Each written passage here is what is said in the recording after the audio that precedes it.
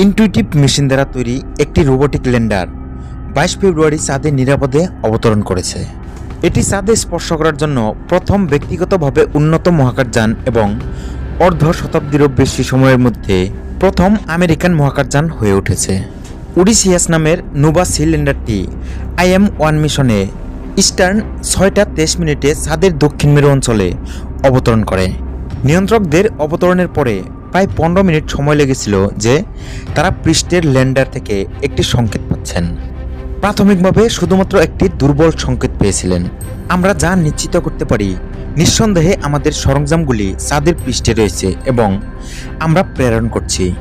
Team crane অবতরণ প্রচেষ্টার জন্য স্বজ্ঞাত মেশিনের ফ্লাইট পরিচালক বলেছেন, সুতরাং অভিনন্দন IM টিম।